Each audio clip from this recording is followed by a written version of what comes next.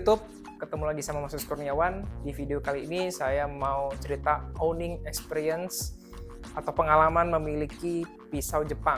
Dan pisau Jepang seperti yang kalian tahu kan, biasanya itu butuh perawatan khusus dan juga harganya lumayan mahal. Apakah worth it dengan harganya?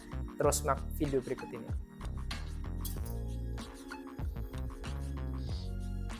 Yang pertama ini mereknya adalah Kanemoto Nihonko. Bisa dilihat, ini adalah chef knife dengan ukuran 18,5 cm. Handle-nya ini menggunakan kayu ya, bukan resin, dan ini full tang. Jadi maksudnya full tang itu besi pisaunya sampai ke belakang. Dan ini menggunakan carbon steel yang jika tidak dirawat dengan benar itu bisa karatan.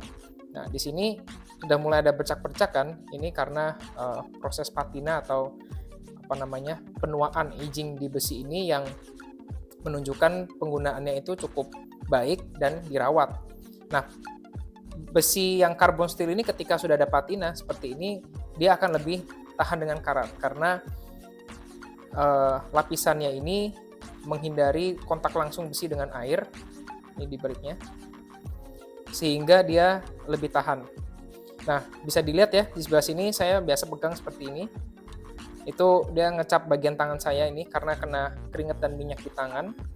Serta semakin sering kalian menggunakan besi karbon untuk potong protein, daging, ayam, itu semakin bagus patinanya karena protein, lemak itu akan menyelimuti bagian besi karbonnya ini sehingga dia lebih tahan karat.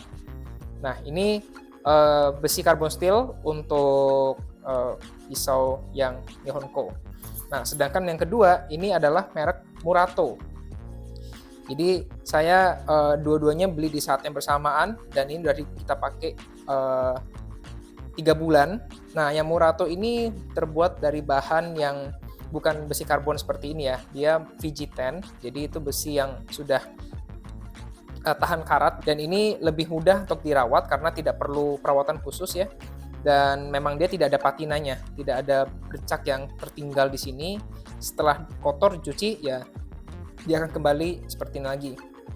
Handle-nya juga terbuat dari bahan, ini sepertinya bahan resin ya, bukan bahan kayu seperti ini, bahan plastik keras, tapi rasa lumayan lumayan berbobot gitu. Nah, ini saya coba timbang ya, 150 gram. Nah, kita bandingin sama ini pisau biasa ya, saya beli di S Hardware, ukurannya ini 20 cm, jauh lebih gede. Ini beratnya berapa nih? 164. Jadi untuk hitungan ukurannya lebih pendek, beratnya hampir sama dengan yang panjang ini, dia terasa sangat mantap di tangan ya. Nggak bikin capek, nggak bikin pegel saat motong, tapi terasa berbobot dan kontrolnya itu enak.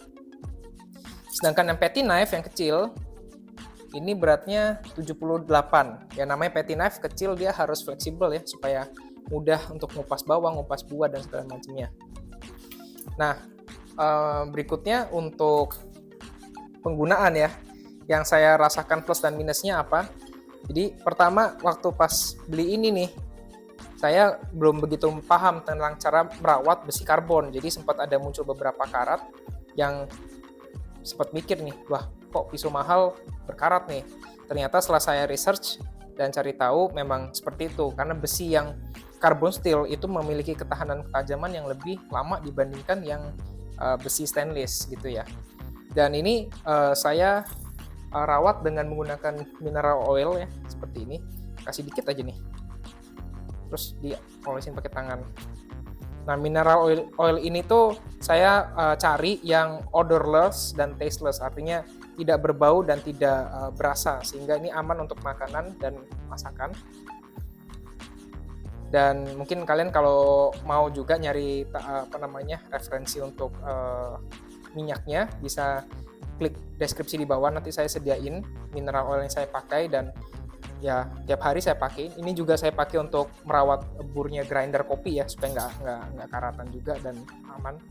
Nah, sedangkan yang ini hanya sesekali aja saya minyakin. Kalau yang ini saya sering minyakin gitu. Jadi buat teman-teman yang nonton video ini, yang mungkin tertarik masuk ke atau menggunakan pisau Jepang, itu bisa mulai dengan mungkin pisau yang lebih tahan karat ya, karena dengan menggunakan pisau ini experience-nya beda banget sih. Kayak saya sebelumnya pakai pisau biasa, dan ini tuh kayak beda banget gitu. Ini kayak kalau saya asah, mungkin maksimal 1 bulan itu dia ketajamannya itu udah mulai hilang. Sedangkan ini 3 bulan nih, 3 bulan baru terasa kurang tajam. Nah, sekurang-kurang tajamnya pun dia masih bisa motong kertas dengan effortless. Ini setelah 3 bulan penggunaan ya, dan ini saya sebentar lagi mau bawa ini ke ke tokonya untuk diasah. Nanti saya bikinin video deh untuk before afternya. Nah, ini saya coba potong ya.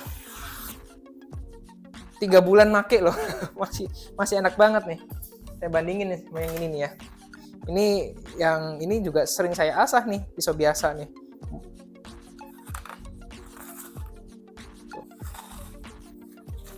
Nggak bisa nih.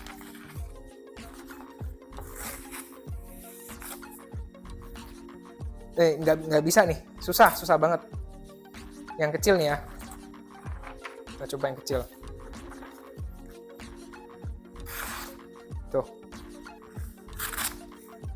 Jadi ini sebenarnya ini tidak tajam, karena pas baru beli bener-bener mulus banget nih, karena udah dipakai 3 bulan.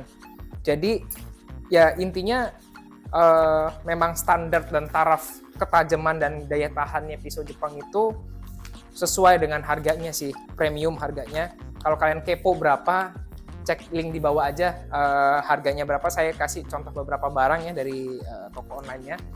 Cuman yang saya suka dengan menggunakan pisau ini adalah jari saya sudah sangat lama tidak kepotong.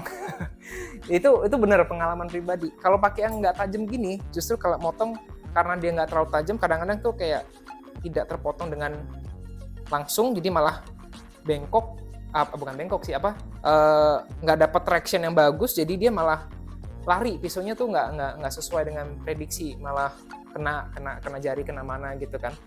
Terus kalau misalkan pas ngupas buah gini, kalau pisau yang tajam dia bisa stay di luar kulit buahnya itu tanpa harus masuk ke dalam ke daging buahnya, terus tiba-tiba kena jari gitu. Kalau pisau yang tumpul karena dia agak susah, jadi bisa jadi kontrolnya sulit gitu kan. Nah, terus buat teman-teman yang juga nonton video ini pengen belinya tipe apa gitu. Nah, menurut saya sih harus nyobain langsung, jangan sampai kegedean atau jangan juga jadinya kekecilan. Ada juga beberapa jenis pisau Jepang yang kayak pisau untuk slicer daging atau gyuto yang panjang banget, yang 210 mm. Itu saya juga lihat dan gak jadi beli karena terasa agak terintimidasi dengan ketajaman dan ukurannya besar. Jadi akhirnya saya pilih yang nggak terlalu besar nih, 18 cm, dan yang petty knife yang kecil 12 cm, karena saya cukup pede untuk mengendalikan pisau yang tajam ini, sehingga jumlah eksiden yang terjadi di rumah, entah tangan istri saya, jari istri saya kena pisau, itu hampir nggak pernah terjadi saat setelah beli pisau ini. Itu beneran, itu justru malah mitos pisau tajam bahaya banget, itu menurut saya ketika teknik motongnya bener segala macam, itu malah berkurang gitu ya. Jadi itu aja sih impression saya menggunakan pisau Nihonko ini dan Murato ini. Semoga bisa jadi referensi kalian dalam membeli.